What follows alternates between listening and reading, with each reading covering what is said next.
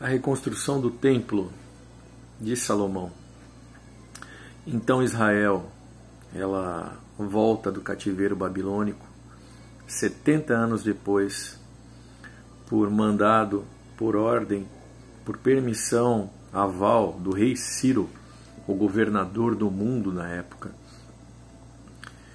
Israel, segundo está descrito ali no livro de Esdras, capítulo 3, retorna e começa a reconstruir o templo e lançar os fundamentos. Então eles fazem um culto. E a palavra fala que houve júbilo e alegria, mas também houve choro de tristeza, porque aqueles que viram a glória do primeiro templo e olhavam para o segundo templo se entristeceram e choraram de tristeza por ver que o segundo templo não tinha a glória, o requinte, a, entre aspas, maravilha, riqueza que o rei Salomão empenhou, dedicou no primeiro templo. Mas o que quer dizer isso? Em Ageu está descrito que a glória do segundo templo excederá a glória do primeiro templo. O que significa isso, meu irmão? Veja, Davi edificou um templo e deu ordenamentos que vieram do coração dele. Deus, ele demonstra que não era a vontade dele a edificação do templo de pedra, mas ele é obstinado, ele edifica o templo de pedra, ele despreza ali o conselho do Senhor, que dele, da descendência dele, viria um que seria por filho, e este filho teria Deus por pai, se referindo à pessoa do Cristo que viria, que é Jesus Cristo, Filho de Deus, filho de Davi. Como Bartimeu falou, filho de Davi, tem misericórdia de mim. Ele despreza e constrói um templo de pedra.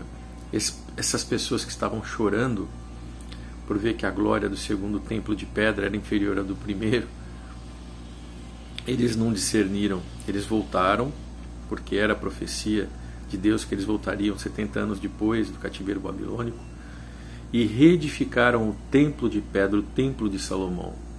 O templo que Jesus fala, destruam esse templo, em 3 dias eu reconstruo, porque Jesus é o templo de Deus.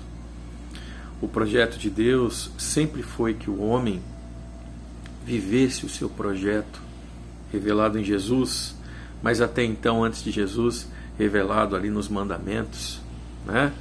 Onde ele fala: não terás outros deuses diante de mim, não terás imagens de escultura, os 10 mandamentos, onde ele fala: não matarás, não roubarás.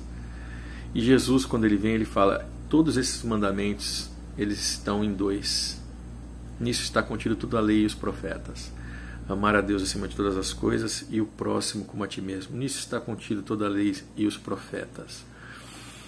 Então, a glória do segundo templo é maior do que o primeiro, porque o primeiro era um templo de pedra, era um templo que foi destruído, um templo onde as pessoas elas iam para ter uma religião, onde eles tinham aparência, onde eles serviam a 2 senhores, onde eles viviam o projeto do conhecimento do bem e do mal. Ou seja, se dedicando em um momento para Deus e no outro momento para aquilo que os levou para o cativeiro babilônico. A idolatria, a hipocrisia, a feitiçaria. Mas Deus, Jesus, ele nos revela o verdadeiro projeto do Pai. E vou mais longe.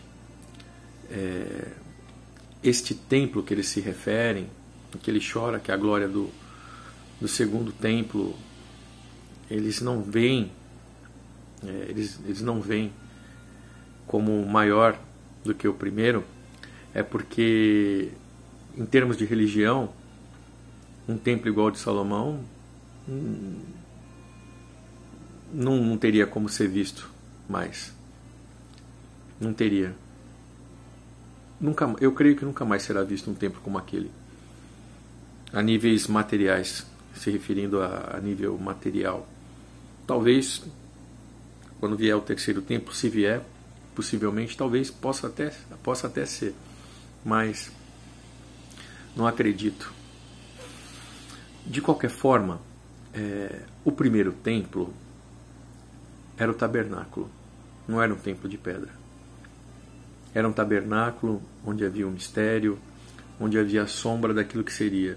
O segundo templo é Jesus revelado, demonstrando que desde o início o que Deus queria era que nós vivêssemos o seu projeto, que é o projeto do bem, não é o do bem e do mal. Não. O projeto do bem é o projeto onde nós lutamos contra o pecado, colocando Deus acima de todas as coisas, ou seja, não importa o que eu penso, o que eu acho, o rancor que eu tenho, o orgulho que eu possa ter por causa do pecado, eu desprezo a mim mesmo, porque eu amo e adoro a Deus, somente a Ele. E eu amo o próximo como a mim mesmo. Então, quando eu amo o próximo como a mim mesmo, eu não vou roubar o próximo porque eu não quero ser roubado, eu não vou matar porque eu não quero ser morto, eu não vou adulterar porque eu não quero ser adulterado, ou seja, eu serei fiel como eu quero fidelidade. Nisso está a lei e os profetas. Você é o templo, você é o que abriga os mandamentos de Deus, a arca de Deus, ela está dentro do teu coração. Você é a igreja. Eles choravam porque a glória do segundo templo era inferior à da primeira, porque eles estavam olhando com os olhos da carne, os olhos do pecado, os olhos da religião. Mas não é esse templo que Deus tem promessa e que edificou na vida do crente. Não é esse templo. O templo que Deus edificou na vida do crente é o templo que não pode ser fechado por uma pandemia, é um templo que não pode ser fechado pela ordem de um imperador, por violência. É um templo de Deus, é o templo onde Ele habita, é o lugar onde os verdadeiros adoradores adorarão o Pai em espírito e em verdade. Assim como disse Jesus à mulher samaritana: Senhor, onde devemos adorar? Em Jerusalém ou em Samaria? Ele falou: é chegado o tempo e é agora em que os verdadeiros adoradores adorarão o Pai em espírito e em verdade. Você é o templo de Deus, você é a igreja. Que Deus te abençoe. Eu sou seu irmão em Cristo.